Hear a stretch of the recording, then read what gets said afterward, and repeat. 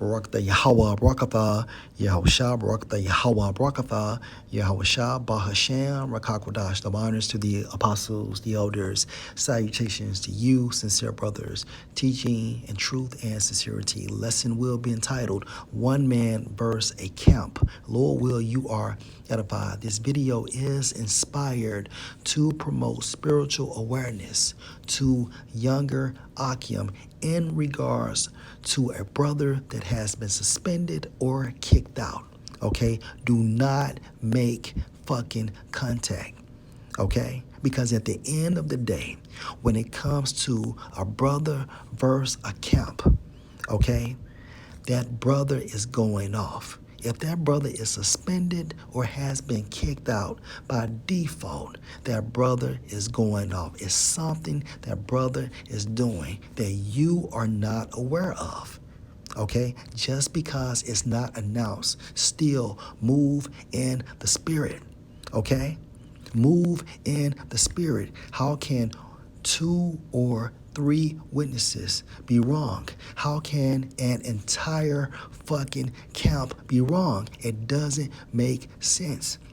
And furthermore, you do not know, okay, that brother better than his camp. You don't spend enough time with that brother compared to his camp. Okay? Move in the spirit, Akim. All right? Deuteronomy 17:6. At the mouth of 2 witnesses or 3 witnesses shall he that is worthy of death be put to death. But at the mouth of 1 witness he shall not be put to death. Now, do you see the importance of having 2 or 3 witnesses compared to 1 witness? Okay? Hence, 1 man versus a camp. Okay? Let's focus on witnesses according to the Hebrew Strong's H 5707, pronounced as Aidah, which means what? Witness, testimony, evidence of things.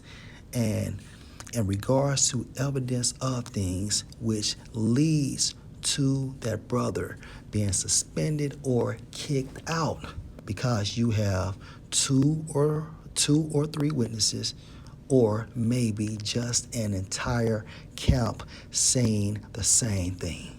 Something is going off. And again, you don't know a brother better than his camp members. Okay? Let's jump to Matthew chapter 18 and verse 15. Moreover, Salakia, Matthew 18 verse 15, if I don't know if I said that or not. Moreover, if your brother shall trespass against you, go and tell him his fault between you and him alone. If he shall hear you, you have gained your brother. And this is how you resolve conflict. Verse 16, but if he will not hear you, then take with you 1 or 2 more, that in the mouth of 2 or 3 witnesses every word may be established or confirmed. Verse 17, and if he shall neglect to hear them, tell it unto the church. But if he neglect to hear the church, let him be unto you as an heathen man and a publican. Okay, so if you have an issue with that brother, and if he confess his sins, then it's all good. But if that brother is saying no, it's you, okay, and if I bring 2 judges to judge the situation, or who is saying the same thing, and that brother is saying no, it's y'all, something is going on with that brother. That brother has demons on him, because 2 or 3 witnesses, okay, in regards of the evidence, everything is confirmed or established. And if that brother is not listening to his camp, what happens is escalated up, okay? And then you have, per se, the Church of Dallas. Their elders will get involved. And if the situation still is not resolved, sometimes it's escalated up to the elders in Connecticut. So if you have multiple churches saying you are going off, how in the fuck can everybody be wrong? And most importantly, younger Akim, in regards to you, just stay out of it. Just stay out of it because you don't know. And just move in the spirit. And according to scriptures, let the matter be established with what?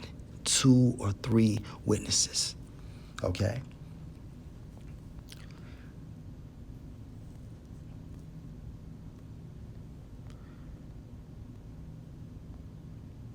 Verse 17. And if he shall neglect to hear them, tell it unto the church. But if he neglect to hear the church, let him be unto you as an heathen man and a publican. Verse 18, verily I say unto you, whatsoever you shall bind on earth shall be bound in heaven, and whatsoever you shall loose on earth shall be loosed in heaven. Verse 19, again I say unto you that if 2 of you shall agree on earth as touching anything that they shall ask, it shall be done for them for my Father which is in heaven. Verse 20, for where 2 or 3 are gathered together in my name, there am I in the midst of them. And when it comes to judgment in regards to 2 or 3 witnesses as well, okay, Yahushua is in the midst of their judgment. So younger Akim, how can 2 or 3 witnesses, and most importantly, an entire camp be wrong in regards to an individual who that camp or 2 or 3 witnesses are saying he's going off? Okay? We must walk in the spirit and not walk in emotions. Let's go to Galatians 5 and 15.